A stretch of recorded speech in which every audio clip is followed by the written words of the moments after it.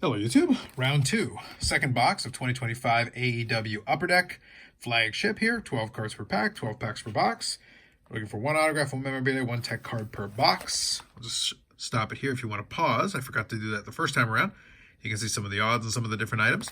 And like I mentioned earlier, we had some good luck on the first box, but at the same time also, I will mention, even though we're chasing the autographs, they're about one per case. So it's definitely a tough pull.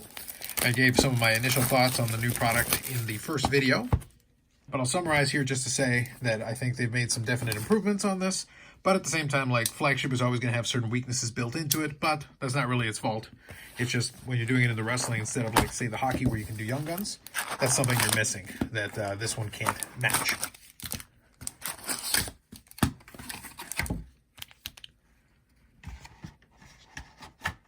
Still looking for some PC items. Was able to get the base card in the first one and then a couple of some of the parallels as well, but I'm going to try to see if I can get some more stuff that I can add to the PC. See how we do here. Already looked at what the base cards look like, so we're going to zip through a lot of that, but let's keep our eyes open for any variations or anything. So here is the gold version of Julia Hart. I mentioned earlier that it is very subtle. You can see there kind of on the Upper Deck logo it's gold. You can see in the text it's gold, and then in this little voice wave here, it's silver on all of these, but it's gold on the gold. And they do label it on the back, so you can see there as well. So just bear that in mind. UD Portraits, Kyle O'Reilly. A lot of foil board there. First of the playing cards here, Jay Lethal, 6 of Hearts. And I think there's some collation patterns, by the way. I don't remember if it's exactly this, but we had Adam Cole, then Daniel Garcia, Renee Paquette, and Saraya. I think there's a little bit of collation pattern going on with some of those. I could be mistaken, but I could have sworn I remember that order happening already previously. One of the unfortunate things with the timing is it would have been nice if Megan Bain could have been one that would have been included in this checklist. I think that would have added a little something else to it as well. UD Canvas, Christian Cage. It's a good shot. Let's see what number it is. Number 22. So the last 10 cards, so 31 through 40 are actually SP, short print. Had a Copeland in the first box as well. All right, so we got Total Access here, Adam Cole. This is basically from the same image. I think this might have been from the same promo as the other image as well. So we do have a little bit of foil going on here, and this is, I had an Osprey that was numbered out of this. And there was actually a little bit more foil in the rest of the image. It was a little hard to tell on the first one, but something to bear in mind. So we got Dazzlers of Eddie Kingston. Good job on those by Upper Deck.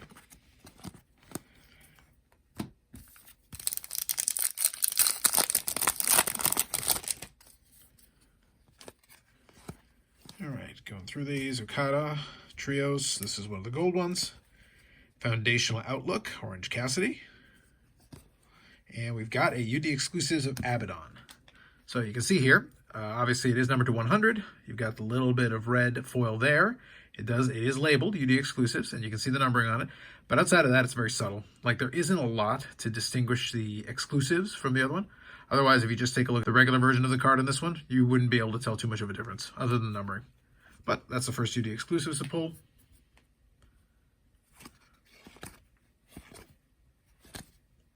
It's also, I believe, card number 1 in the checklist, so kind of thematically appropriate. Yep, card number 1. There we go on that.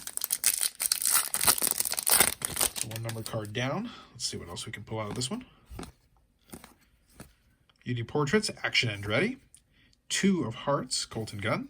There is also numbered versions of these, but they're kind of tough. I think they're numbered to 52, so a little bit tricky to pull those. Mercedes Moné, first UD. Jarrett.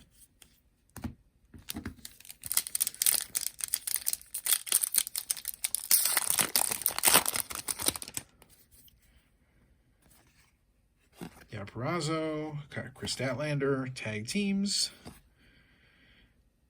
Wardlow. First Pyro is Queen Aminata. Solid. Orange Cassidy UD Canvas. And that is number 18, so that one is not one of the numbered ones. And thematically appropriate, since they just came back, Matthew Jackson there.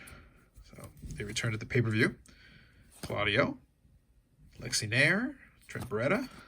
And tag teams here, Darius and Dante Martin. Those are some that I didn't pull the first time. So probably going to do at least one regular base set and then maybe some parallel, we'll see. Just depends if I end up opening more boxes. All right, Justin Roberts here, gold. And our first Outburst, Mariah May. So they changed it up a little bit this time around. Last time they actually had the photograph with the Outburst integrated into it. This one actually matches up with the hockey one very well in terms of just being silver. It's a good looking card though. That is actually a good look. You can see there it plays with the light very well. And that's a good one. Mariah May, that's a solid pull. Swerve, Foundational Outlook, nice. Big Bill. First UD, the Beast Mortos, Swerve, and FTR. So there's definitely some collation going on with those ones. Once you see certain cards, the next card tends to be very similar. It seems to follow a little bit of a pattern. Julia Hart, Trios here, Action Andretti, Copeland, Justin Roberts, Nyla Rose Pyro, Ruby Soho UD Portraits, John Moxley playing cards. So we got the Ace of Diamonds. The face cards and the Jokers are a little bit short printed, so this one would definitely be one of those other tiers. If I can remember to include it, I'll put the odds on this one on the screen.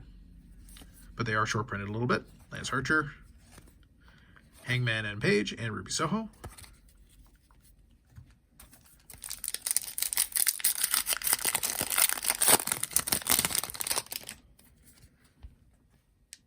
Briscoe, Trios, Jericho, Hook, Gold, Action Andretti, UD Canvas, Chris Jericho, Neon Monikers, the Rainmaker Okada, and that's number 5 for Jericho.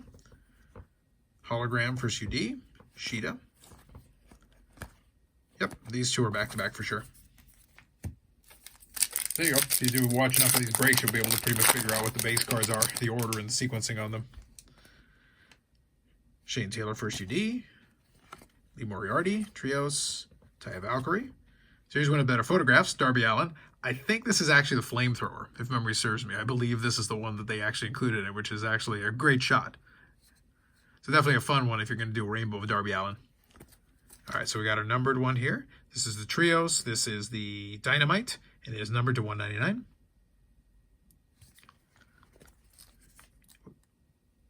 Backstage chatter here with Chris Jericho. So this is the Renee Paquette kind of insert there with different characters. We got a lot of rainbow foil going on this one. Very colorful pattern, we'll put it that way. And then you got the little write-up on the back. We got Dazzlers here. So there it is, our whole breakdown. And this is the green Dazzlers here of Dash Wheeler. They did a really good job on the Dazzlers and some good images on a lot of those. Aubrey Edwards, Max Caster, Trios, and Ricky Starks.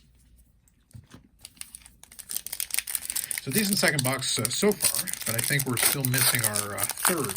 We need our tech card or our memorabilia card. Let's see what we get.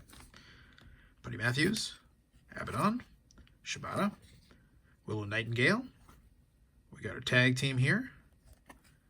Willow Nightingale again, but this is the clear cut. All right, so we got our tech card, I think. It's a good one. So labeled on there. Then we got a Darby Allin UD Portraits. A Dazzlers of Colton Gunn, Will Ospreay, Serena Deeb, Smart Mark Sterling, and a Britt Baker. Couple packs left. That'll conclude our second box. Jamie Hayter, Mariah May, Gold, Mark Briscoe.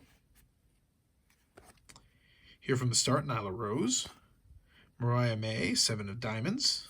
Playing card. I think I forgot to show the back of it on the first box break. But there is the back of that.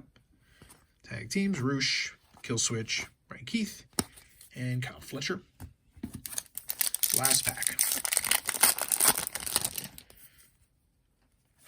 See what we finish up with. Wheeler Yuta, Harley Cameron, Powerhouse Hobbs, Pyro. UD Canvas, Samoa Joe. About to do the Brainbuster, very nice. Neon Monikers, Jack Perry. That's number 25, so regular, not short printed. So it looks like Neon Monikers is our last one here to finish up. And there it is, we finished this Sarai. I think this was actually the last card in the first box too. A little bit of symmetry there. So I'll do a little bit of a breakdown on it, and then we'll finish up with some thoughts, second box, and then down the road we'll see if we pick up any more boxes. Through the magic of editing, you won't notice much time has passed, but actually it took me a while to get back to doing the recap. But everything here is set up all on the table. Here are all the base that came with it. And now we'll go through starting with the parallels and into the inserts. So in this case, it was a little bit of a less complex box than box number 1, but still some good stuff in here. So let's start off with the gold parallels. Got a number of these. Handful there. The Pyros include Powerhouse Hobbs, Nyla Rose, Queen Aminata, and we have an Outburst this time around with Mariah May. It's a solid one. We have a Clear Cut here with Willow Nightingale, labeled as such. We do have a numbered Pyro here. Sorry, this is Dynamite, numbered 199, so the Trios. Got the Dynamite there. UD exclusive of Abaddon to 100. Then for the inserts, Backstage Chatter here. Regular version with all the rainbow foil. Here from the start with Nyla Rose. A couple of foundational outlooks, Swerve Strickland and Orange Cassidy. 2 neon monikers, the Scapegoat, Jack Perry, and the Rainmaker, Okada. A couple of total access here, Matt Jackson and Adam Cole. Dazzlers, 2 blue Dazzlers, Eddie Kingston and Colton Gunn, and a green Dazzler this time around, Cash Wheeler. The slightly tougher odds on these. I think these are 1 in 20 packs, I believe. Some UD Canvas, none of the short print ones, regulars. Samoa Joe, Chris Jericho, Orange Cassidy, Christian Cage, UD Portraits, Darby Allin, Ruby Soho, Action Andretti, Kyle O'Reilly. And for the playing cards, we've got Colton Gunn, Jay Lethal, Mariah May, and then the Ace of John Moxley. The Ace of Diamonds in this case. These are 1 in 68 packs, so these are short printed. When you go to the face cards, it's slightly short printed, and then you go to the Aces, it's more short printed, and then the Jokers are the toughest ones of these in order to complete the double or nothing playing cards. Just bear that in mind. So this one is 1 in 68 packs approximately, so a good solid pull. Decent second box. Again, kind of my same conclusions from the first box. There are definitely some good stuff in there. I did read in one of the comments from the first video kind of the proposal again about the 1 autograph per box thing. And I do get it, because in reality, it's getting tougher to pull autographs, not easier. I will say, though, just as kind of a note here for folks that aren't familiar with it on the hockey side, hockey has moved away from the autographs as well. All the Upper Deck flagships really don't do autographs very much anymore. It's kind of moved the other way on that one. And kind of more importantly, as somebody who opens up a lot of these different products, at least a sampling of the different ones, and then also does sell some of them on eBay, the autographs are starting to command less and less. So even if you're making them tougher, it's sort of holding the value on them. I've got to be honest with you, I get the idea that having the autograph in there makes it feel like there's more value to it. And maybe this can be a different video talking about this a little bit more. But I don't think with where the roster is right now, I don't think that inserting more autographs is actually going to be much of a value add. And in the end, just knowing Upper Deck's MO, my bet would be that if you put more autographs in there, then the box price would increase. So in reality, you would basically be paying for that extra autograph, and I just don't know if it would be worth it. It's a weird mix. You know, the price point on flagship is already kind of in this interesting spot where it's okay, but at the same time, you know, it's hard to justify exactly depending on what you pull. And adding an autograph in there, which would almost automatically increase the price, I don't know if that would necessarily help. So that's kind of, I'm a little conflicted on that, and that's something that I've been looking at for a while, and I'm just not convinced. Realistically, just imagining the autographs that you could put in here, I just don't see enough quality autographs that would actually add value rather than take away from it and potentially just increase the price, where it just feels worse. Giving you a couple of autographs and increasing the price isn't going to make you feel any better. So that's kind of where I stand on that piece, but maybe we'll have another video talking about it. So anyway, that's it for this one. So second box in the books there from the release week. If I do end up opening any more, maybe if I can get a couple of boxes a little bit cheaper down the road here, we'll see how it goes. Otherwise, more videos will be coming up on the channel, and we'll definitely do some more pickups in the next little while, especially after the Spring Expo in Toronto, once I am able to get some more cards in hand. So with that, appreciate any comments or any engagement with the videos. Like if you like the video, subscribe to the channel. Thanks very much, and we'll catch you in the next one.